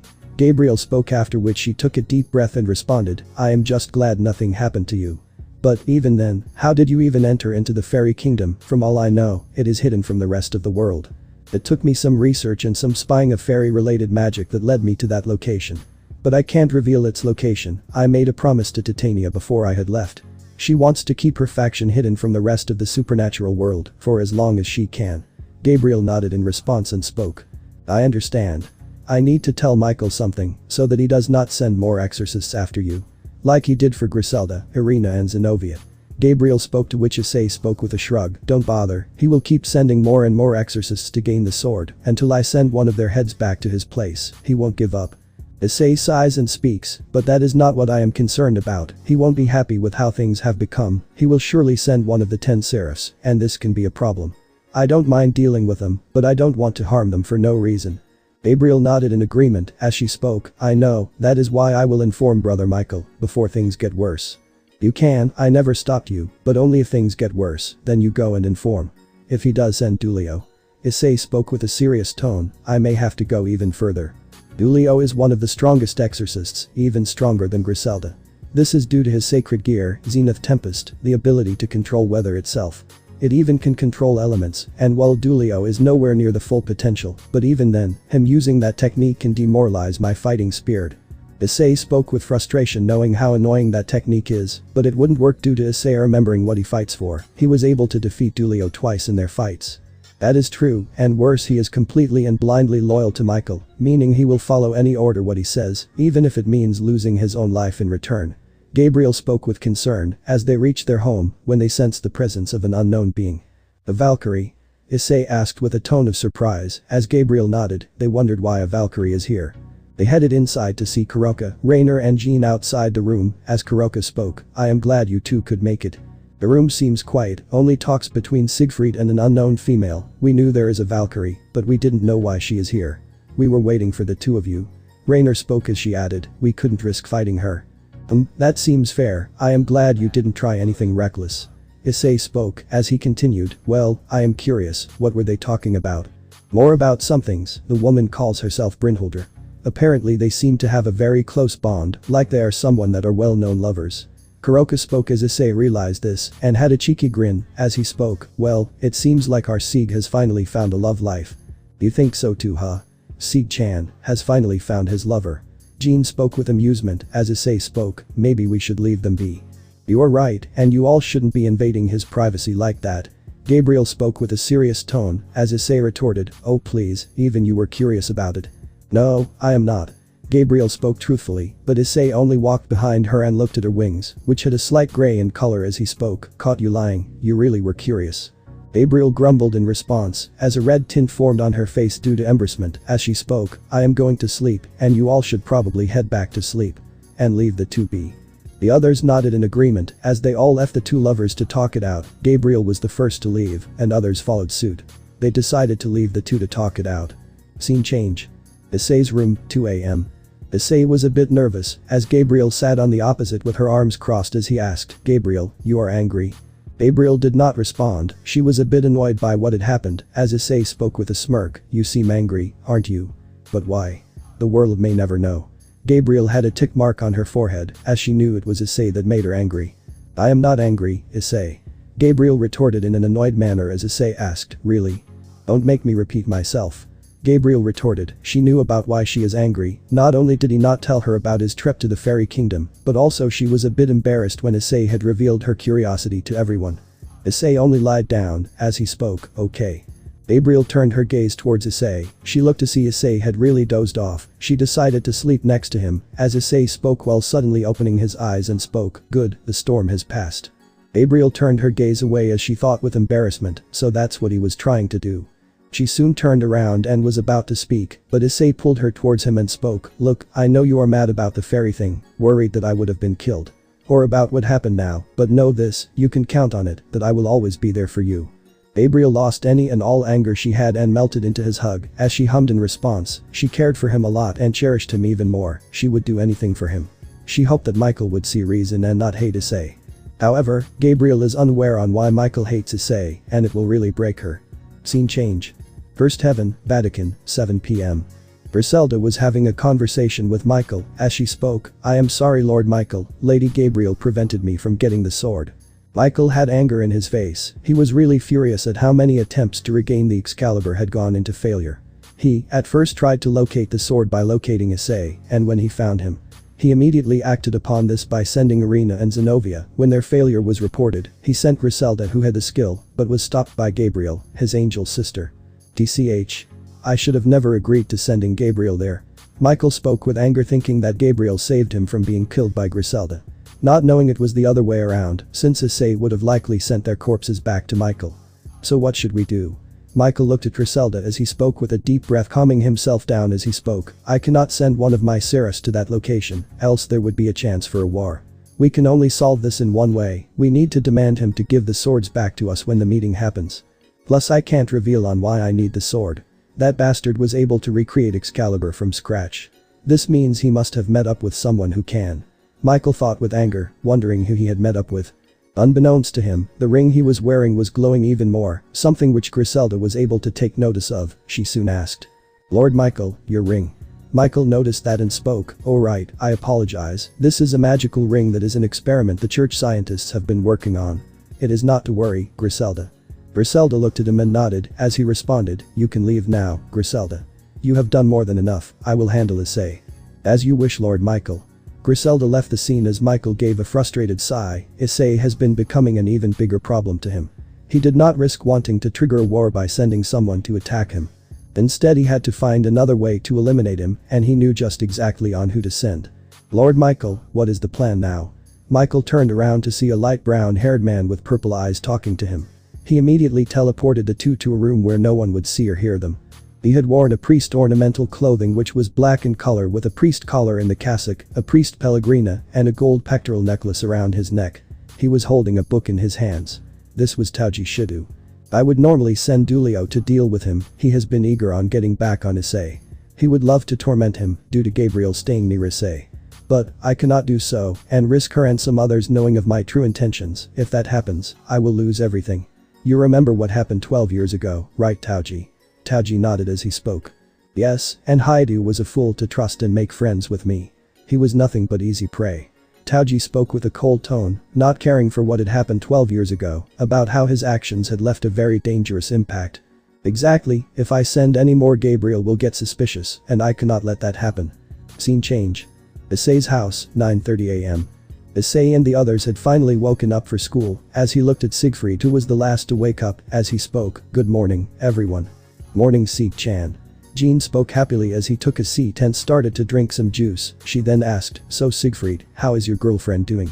Siegfried almost choked on his drink as he had a red tint on his face. As he spoke, "She is not my girlfriend, Jean." "That means you do admit that you were talking to a girl yesterday." Siegfried looked at Issei, who had a cheeky grin on his face, as he became even more redder as he asked, "Were you all spying in my room?" "We all were, and the talks were so good." That Valkyrie spoke, "Oh my dear Siegfried, how I missed you. And we should probably settle down." Kuroka teased with a mocking tone, making Siegfried more redder, as he could only bang his head on the table, embarrassed at what happened, as Issei struck his back multiple times and spoke. "Oh, I am so happy that my bestie has found his type." Issei exclaimed as Siegfried retorted, "Shut up, Issei. Anyways, we are not exactly a thing. We have decided to take it slow, getting to know about each other before actually becoming a thing." Siegfried spoke with frustration, as he hoped that Brynhilde was not like her past self. He remembered on how Brynhilde wanted to make amends for what her previous self had done, the one that preceded her, but Siegfried did not hate her at all, and didn't blame her for what that Brynhilde did. "Yeah, I would be surprised if you two became a thing, knowing you Sieg-chan." Jean spoke with a mocking tone, as Siegfried had a tick mark on his forehead as he reeled it in. They soon decided to have their breakfast and continue on to school. Scene change.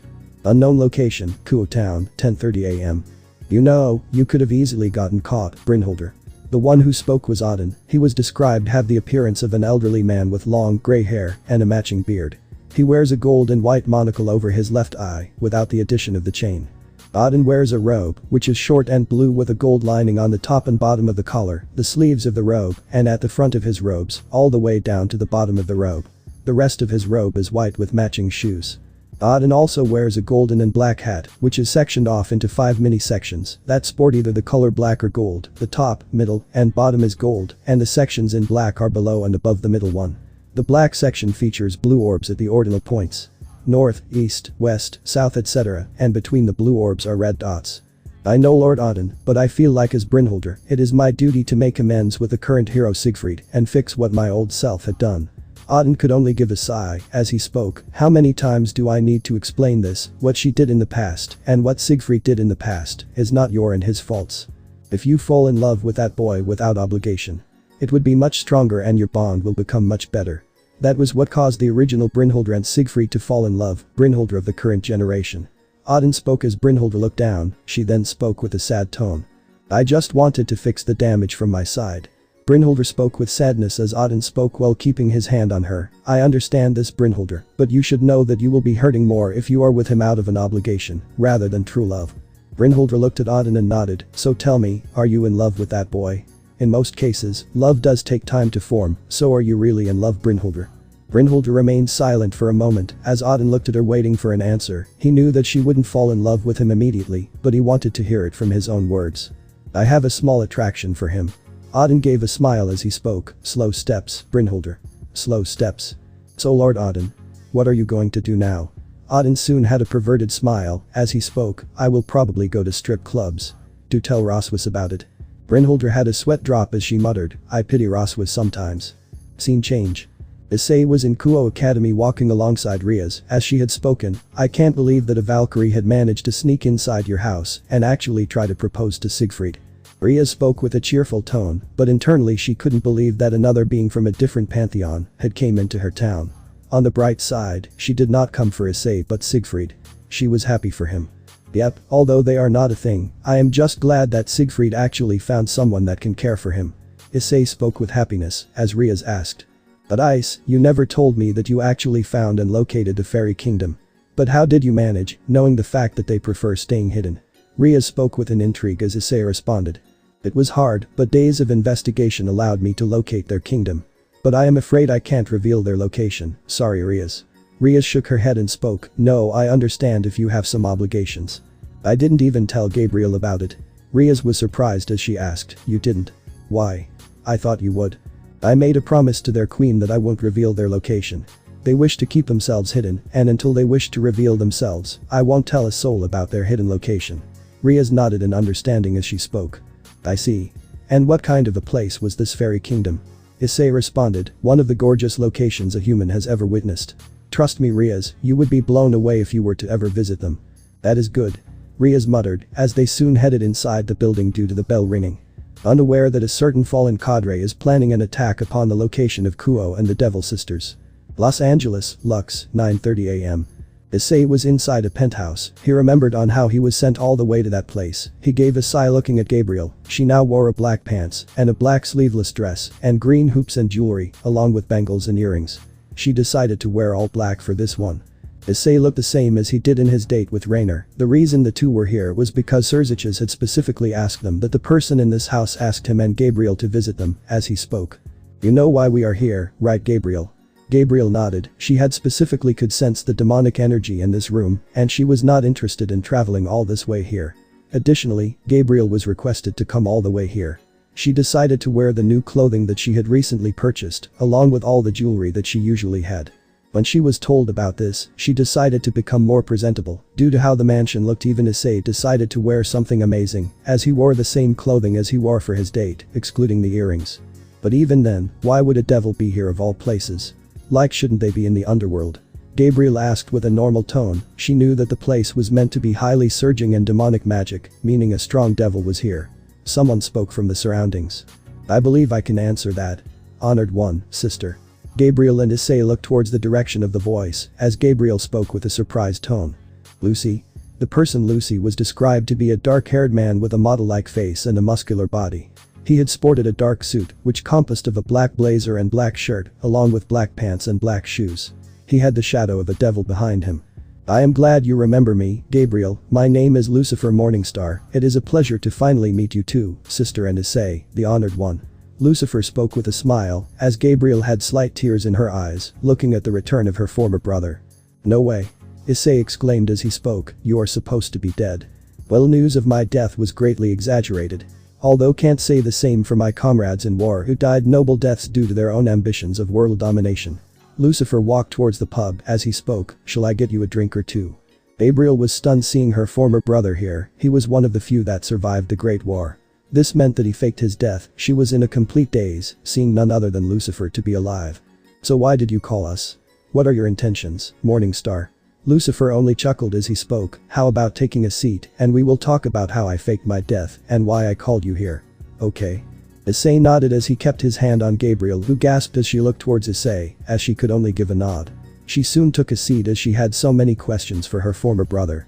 Lucifer was preparing a cocktail for the two as he soon kept the drinks on the ground as he spoke. "Bloody Mary.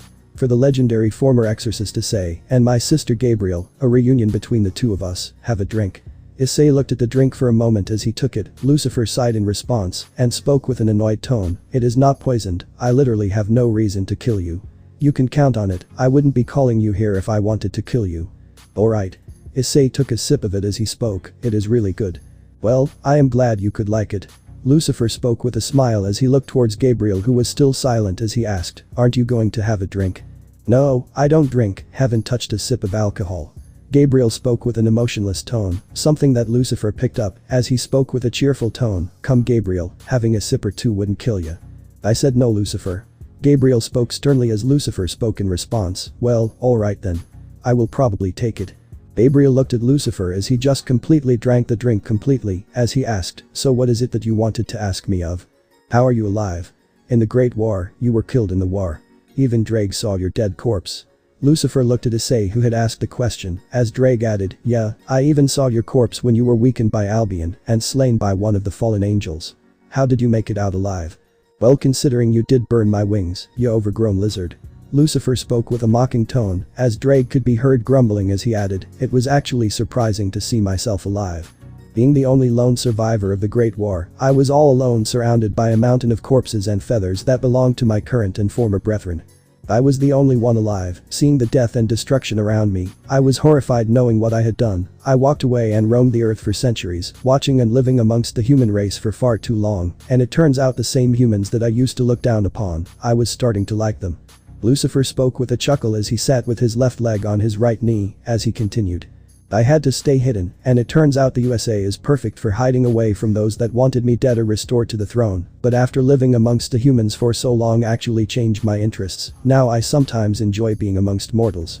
Lucifer explained his past life as Issei nodded. He was about to ask about returning back to the underworld as he responded, "Not interested. Surzich's Gremory is doing a very good job as my replacement. He is someone I approve leading hell in my absence, permanent absence. So you can inform him that, alright." Issei nodded again as Gabriel remained silent. Lucifer was glancing at her. He then spoke. "Gabriel, don't you want to speak anything? Even words of hate would be fine, since angels are known to detest and despise devils, you know, followers of God against the rebellers of God and all. You want to talk about anything?" Gabriel looked at Lucifer, who had the same smile as before his fall, as Gabriel spoke, "I want to talk alone." Issei. "Oh yeah, sure. I believe you two would sure love to catch up." Lucifer gave a smile as he spoke, "I believe you should not touch anything, you can admire it from a distance." Scene change. "So what did you want to talk about, sister? Quite the wardrobe you are wearing, rare for you to see wearing the black and those golden earrings." Lucifer spoke as he took a sip of whiskey as Gabriel spoke in a low tone, "Why did you hide your existence?" "Pardon me?" Lucifer asked, to which Gabriel spoke, "Why did you hide yourself? I thought you were really gone." "It was not easy, with many wanting me dead, especially your angels. I had to choose a place that had the least supernatural activity. I tried Europe, but many of the angels wanted me dead, had to take them down in self-defense. Eventually I managed to reach here. In this place where I wouldn't be hunted down for being the Devil King himself." Lucifer spoke with a tone of genuine sadness. He soon hears droplets falling. Turning his gaze, he saw Gabriel crying while looking down, as he immediately approached her and spoke. "Gabriel, I didn't mean to hurt you. Sure, the truth would come out, but I never intended to hurt you. I thought you would just hate me, like all of my former brethren, due to having a grudge against me for my rebellion." Lucifer explained himself as Gabriel looked at him and shouted tearfully, "Did you realize how much damage you have caused? You were once the Lightbringer, the beacon of hope. Did you not realize that not everyone hated you? I thought you were dead, just like Father is. Did you not even think of those that cared for you even once? Gabriel shouted with all of her heart before mellowing down and speaking, when you died and when father died, we had suffered a lot, angels were already at an all-time low, and father's death had made things worse. It did not help that we had to still struggle from ambushed by your and the fallen people. Do you know how much we have suffered? Lucifer remained silent and only looked at his sister. Gabriel was always the more innocent and kinder one amongst his siblings. She cared and loved everyone, even those that had fallen like Lucifer himself, as Lucifer spoke seeing the grief of his sister. He knew she cared for everyone and still loved everyone, even those that had fallen like him and Azazel. From your tone, I believe you would have suffered a lot, and I know an apology wouldn't do enough, but know this. If you ever need me, Gabriel, just give me a call. Gabriel only looked at Lucifer as he spoke from a distance as she spoke. I am not sure. I need some time to think about it. Gabriel walked out of the room, leaving Lucifer speechless, as she gave a glance towards Issei, which made him worried, as he spoke. Gabriel. Are you alright? Gabriel wiped the tears from her face as she spoke, I am fine, just had a talk with Lucifer. Gabriel spoke with sadness as Issei pulled her into a hug and spoke, hey, it's okay. I don't know what bond you had with him, but all I know is that from your tears, you still care for Lucifer, don't you? Gabriel only nodded as she sniffled. Issei brought her closer and calmed her down. She knew that she had found her eternal soulmate due to how much he cared and cherished for her.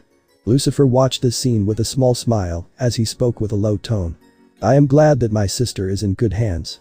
Lucifer wanted to ask about why she chose a human to be a soulmate, not because he looked down upon them, but because he knew that they wouldn't live for long. He was afraid that his human mortality would end up hurting his sister, but seeing this, he knew she was in good hands, as he soon remembered something, but he waited patiently for them to settle down. Come, Gabriel. Let's go. Issei spoke with a smile, as Gabriel responded, alright. Issei looked towards Lucifer and spoke with a serious tone, while he knew he was the reason why she was crying. He did not say much as Gabriel was already hurting. Thanks for having us over. Right. Lucifer nodded as he spoke while remembering something. Issei, wait. What is it? Lucifer walked towards him as he spoke, I have something to give you. Lucifer gives him a paper that has a pentagram, much to Gabriel's surprise, as he spoke, consider this, thanks for talking to me, it has access to my powers, try using it with your boosted gear to unlock a new mode. Although you can only use it once. So use it wisely. Issei took the paper as he kept it in his pocket. He then spoke, thanks Lucifer. Oh, and this is thanks for taking care of Gabriel. I will let you know a portion of your memory, since any more may cause some problems, and I don't want to risk your seal going haywire. Issei and Gabriel were surprised as Gabriel spoke. You know Issei's past? Gabriel asked as Lucifer gave a sad sigh, knowing that if Gabriel knew what Michael did, she would be heartbroken if she knew what Michael really did. Lucifer then spoke. Yes, I do, Gabriel, and trust me, Michael is worse than you think. Issei. Gabriel was in denial as she spoke, no, I have already lost father, and I don't lose him too, Michael can't be as evil as you claim, Lucy. Trust me, Gabriel, I am one of the few that has seen his real face. I would lie to you, but… Lucifer walked towards the pub and made himself a drink as he took a sip. He then spoke, I consider that beneath me, he is keeping words from you and even lying. Have you noticed changes in him recently? Yes, I did. Gabriel spoke with a worried tone as she remembered a ring he used to wear. Lucifer then spoke, the ring he wears.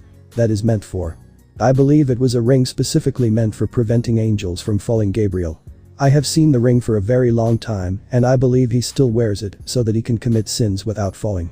Dad gave it to him so that he could defeat me without making himself fall like I did, and I firmly believe he is misusing it for his own pleasure and motives. Lucifer spoke with a worried tone as he wondered what his former brother plans on doing. He looks to see Gabriel even more saddened as she exclaimed. Issei looked over her with concern as Lucifer speaks, take care of her, once she knows who Michael really is, she is going to be even more heartbroken. Especially what he had really done with you, Issei.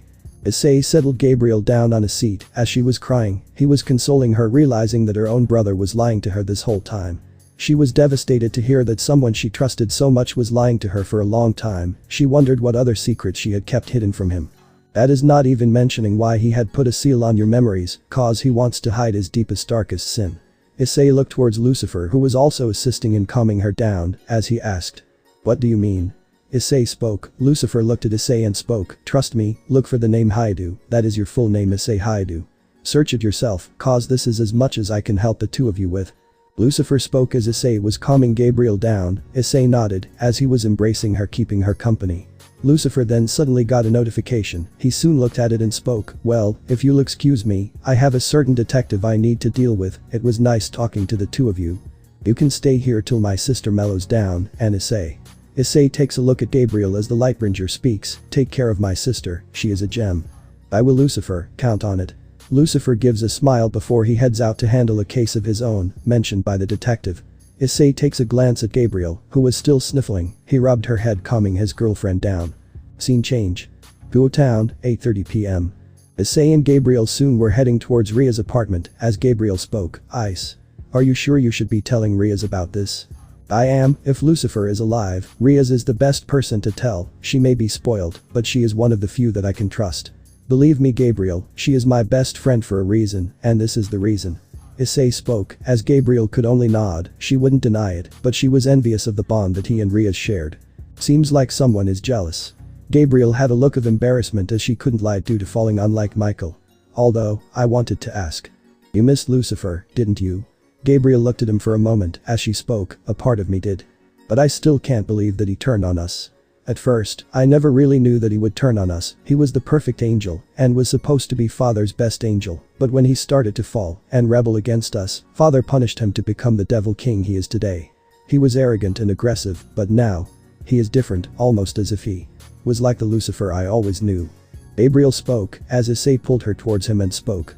I speak from experience. When I was still an exorcist, I always thought that the stray devils or vampires, are just mindless beings that need to be killed to protect humans, that need to be destroyed.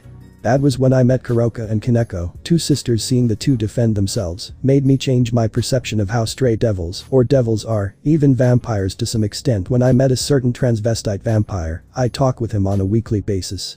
Issei spoke with Gabriel looking at him as he continued. But what truly changed of my perception of stray devils was when I met a certain stray that begged me to kill her. I had no choice but to kill her. She was going to lose herself and turn her into a monster. It truly showed me that these devils were not always monsters to begin with. They had some level of humanity in them, and I couldn't destroy that. That is what made me change, and that is what I wanted to tell you, Gabriel. Issei finally ended his own words. People change, sometimes for better or sometimes for the worse, and I guess Lucifer is one of those people. He has seen the world change with his own eyes, and it changed him for the better. Gabriel looked at him as she spoke. Yeah, I guess you are right. Do you hate devil kind, Gabriel? Gabriel shook her head and spoke. No, it was only me and Michael that never hated.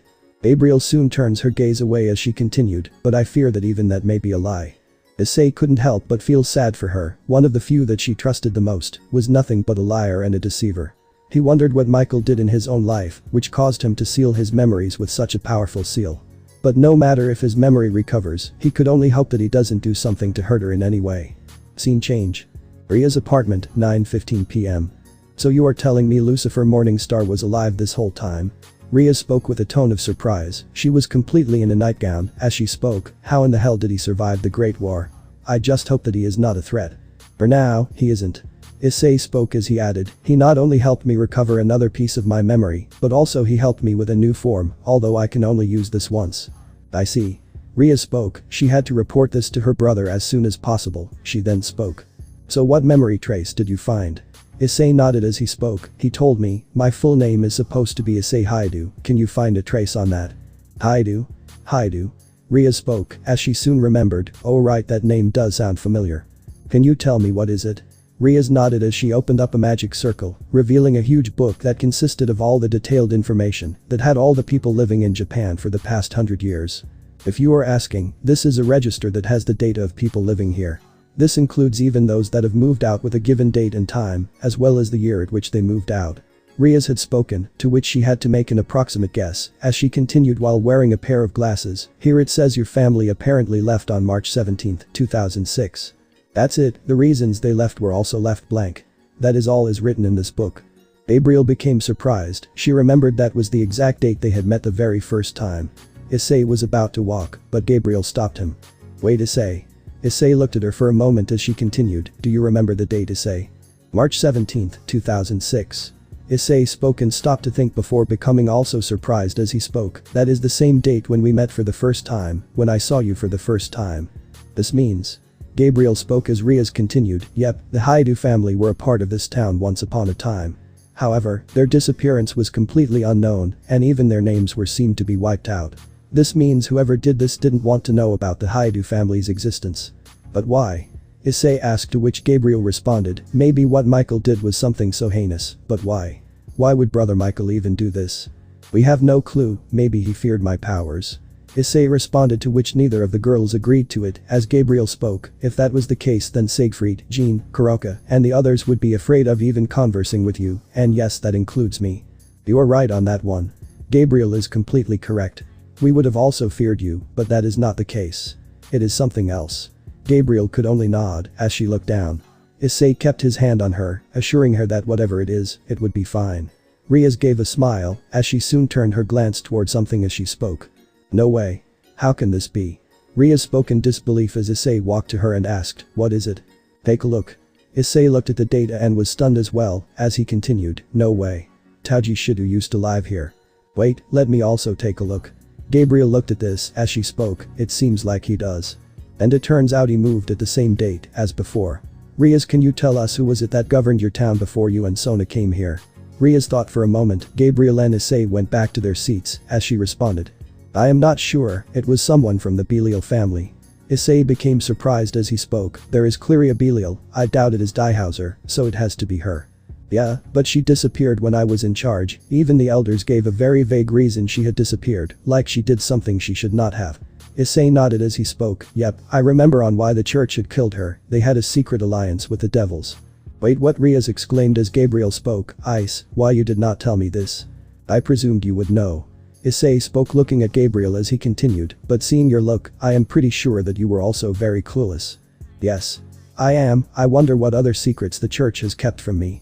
Gabriel spoke with anger in her voice, she needed to find out more on what is really going on. As Issei spoke, they took advantage of your innocence, by hiding the truth from you, they needn't have to lie. They kept it in secret such that no one would know. Had it not been for me coincidentally hearing about this, I would have also been in the dark. And the worst part is, Taiji was one of the few that had a hand in the Cleria Belial incident. Wait, you mean to say that? Riaz spoke with a surprise as she growled in response, oh dear. I understand their reasons, but why couldn't they just leave them alone? They wanted to maintain the status quo. Riaz. The one who spoke was Gabriel, as she looked down and continued, that is why Asia was also abandoned, she healed a devil, and the church framed her as an heretic, and that was what I was told. We had to agree because we did not want the faith of the system to dwindle. Wait, why? Riaz asked, to which Gabriel responded, I will tell you, but this shouldn't go out of this room. Cause if it does, then we will be having even more problems. Gabriel's tone was serious, as Issei had an idea of what it could be. He knew that there was no increase in the angel population, which could only mean two things, one that God is dead, which was more plausible, since he never seen or heard of him personally. Second, maybe the process of making angels was gone, which was something that he does not believe to be possible.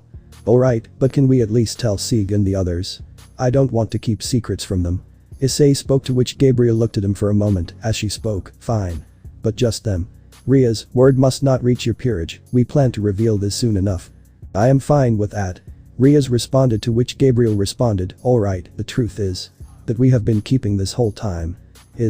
Gabriel spoke with a deep pause, God is dead. Issei nodded as he could only give a glance to her, seeing her tone of sorrow as well as expression. Riaz could only remain in shock as she spoke, he is dead. Yes, and I think you realize the reason on why we couldn't reveal the truth, right? Riaz nodded, she had an idea of the repercussions on what could have happened had the truth been revealed. She knew that the angels would have lost everything. She then spoke. Fine Gabriel, we don't mind keeping this a secret. Gabriel nodded as she spoke, thank you Riaz.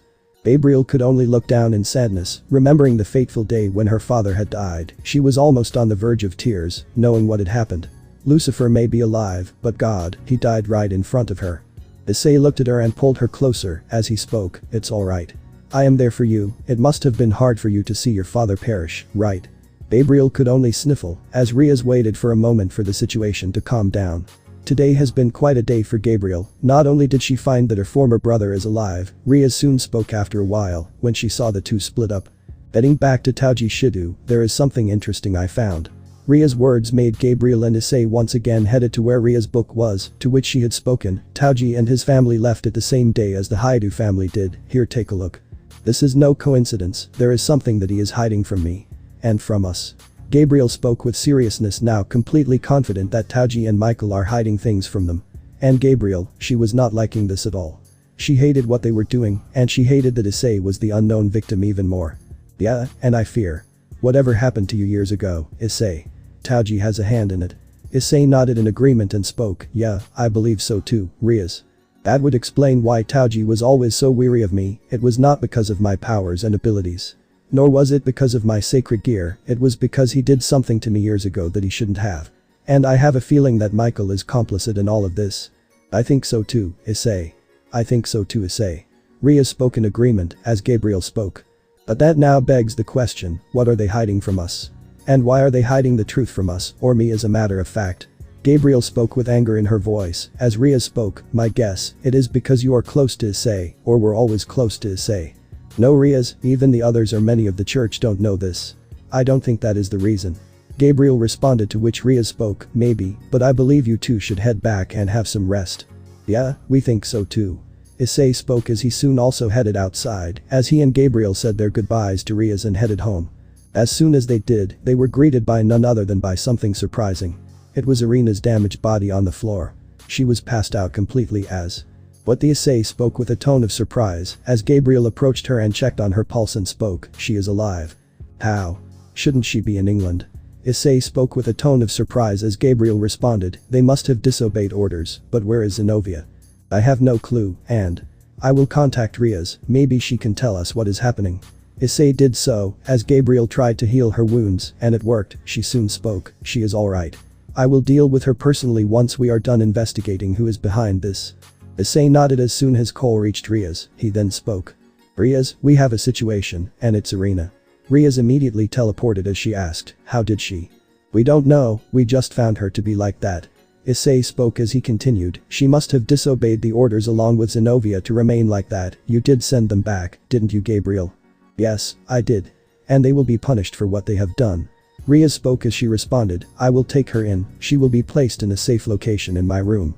Issei and Gabriel nodded as Riaz teleported Irina to somewhere safe, as soon enough someone came out from the shadows, as Issei spoke. Fried. Fried greeted in kind as he spoke maniacally, Yahoo if it isn't the filthy devil, and the seraph bitch that is here to greet me. Why you? Issei gritted his teeth in anger as Gabriel spoke, what do you want Fried? Me, I am just here to give you a message from my boss. Riaz asked with a surprised tone, your boss? Fried only pointed up and spoke, up there. The trio looked up to see a tall, pale man with long black hair and narrow, blood-red eyes, who was a fallen angel. Unlike other fallen angels, Kakabiel has pointy elf-like ears. Kakabiel possesses 5 pairs of black wings. He wears a black robe with detailed accessories and purple shoulder pads with gold streaks on the side. Kakabiel. Issei spoke with a stunned tone, as Gabriel gritted her teeth in anger seeing him here, while Kakabiel had a smirk as he spoke. Seems like this day is just getting better, I get to finally have a match with my former sister and the honored one. Kakabiel spoke with a smirk, as the trio were on guard, ready to face against the Angel of Stars, Kakabiel. That's it guys. Thanks for watching and supporting us. See you in the next part.